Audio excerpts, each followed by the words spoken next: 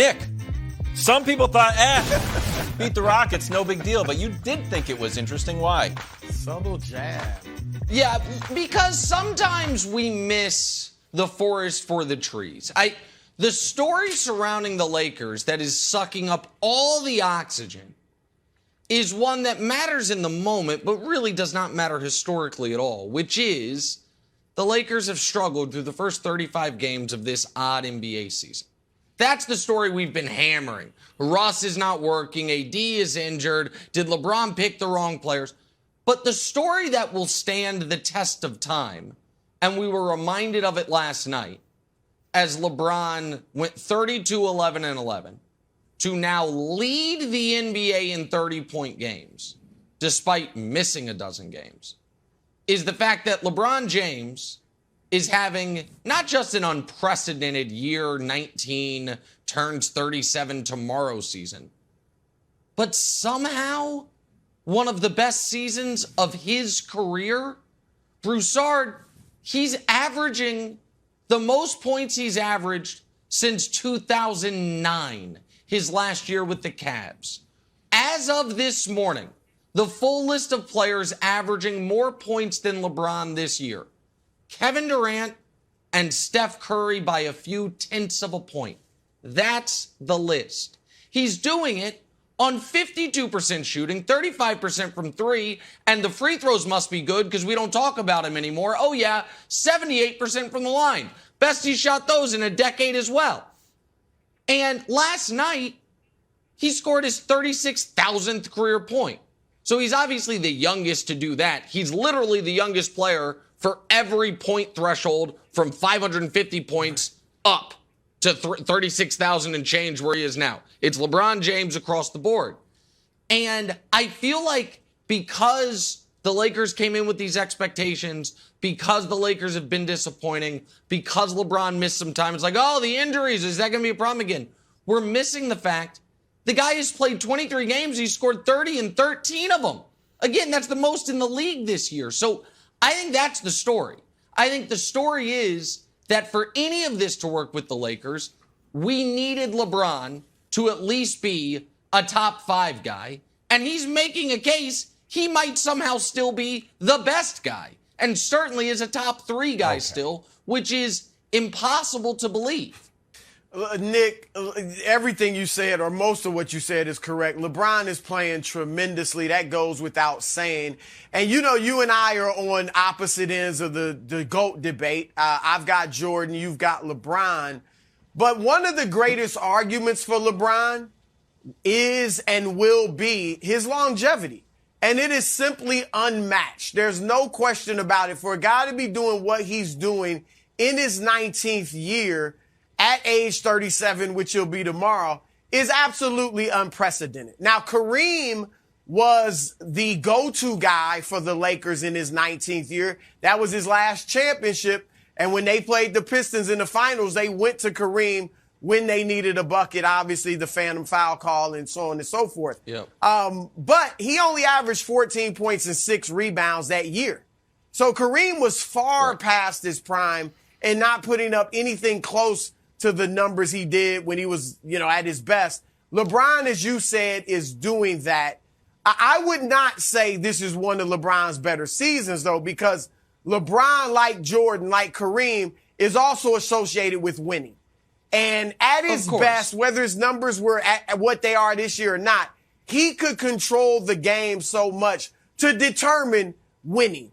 And we're not losing tonight. At the very least, we're going to the second round of the playoffs or the conference finals and the finals. So that's the difference. Like, statistically, yes, it's a great season, but I wouldn't stack it up with his other years because obviously on the other end, defensively, he's not close to what he used to be. But Nick, here's where I disagree with you. I think the bigger story is still the Lakers' failures or struggles this season. And here's why. Because let's say LeBron for the next 3 years puts up very good or great individual numbers. And he'll pass Kareem, and it looks academic at this point in the scoring, the way he's putting up points. So he'll pass Kareem, and we'll celebrate it. It'll be tremendous and all that.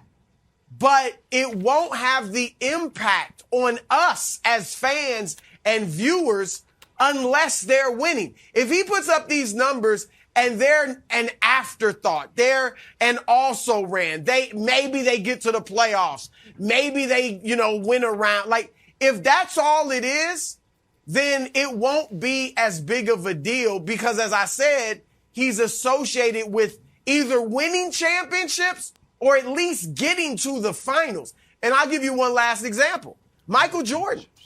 Michael Jordan in Washington, most people feel like that hurt his legacy.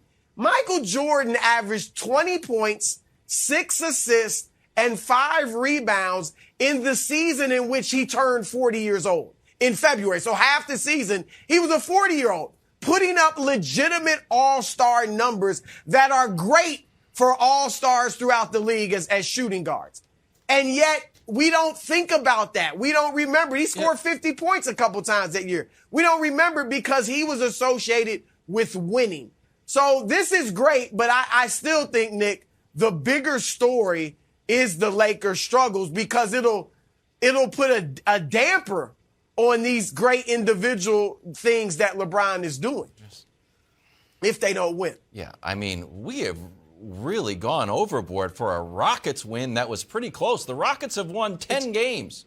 The Lakers, Nick, have won 17. That is 3 more than the Sacramento Kings. But I'm surprised we took a turn to all-time great LeBron and Michael Jordan winning championships. Because you beat the Rockets barely. The score was because decent, it's not about, and Russ had it's 7 not about turnovers. the game. I don't think LeBron's the issue. It's not about beating the Rockets. It is about the game. That's my point, though, Wilds. Okay. No, Wilds. You're talking about the season. Hold on a second. Right. It is and it isn't. If we're talking about the Lakers' playoff positioning, which I'm sure when we think back upon NBA history, we're going to remember, that late December game in 2021 when the Lakers snuck up to the 7th seed. I'm, foolishly, I guess, instead focusing on the fact that a guy who, whether you guys agree with it or not, has a great case to be the greatest player ever, scored his 36,000th career point, which a little context for that, if you take Bird plus Anthony Davis, they didn't get to 36,000. If you take Magic plus Dame, you're not to 36,000. If you take Michael plus Ja, you're not to 36,000. That night, LeBron, which by the way, side note, hey, year 19, 63,000 minutes. Okay, well, yeah, I had to pick somebody. Ja's pretty good. Michael plus LaMelo. I'm just picking a guy.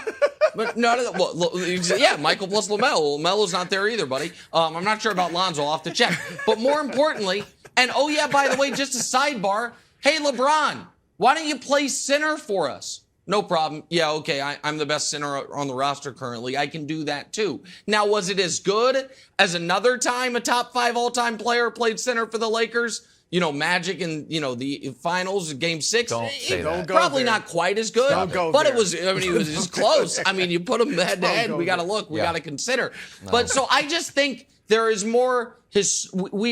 We're missing the milestones. We're missing the moments because we are so laser focused on the minutiae that maybe will matter. But Broussard, if the Lakers end up missing the playoffs, then or losing in the first round again, then anything LeBron accomplishes this year will feel like a consolation.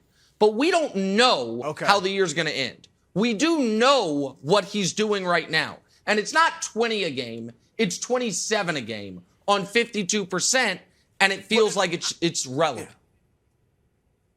That's fair. The other big milestone. It's great. I'm glad you say because Nick, I'm not trying to belittle what LeBron's doing at all. No way, shape, or form. It's tremendous. I'm just saying if they don't start winning to the point where they gotta contend, maybe they get beat in the 2nd or 3rd round. It's not going to matter that much to us. That's all I'm saying.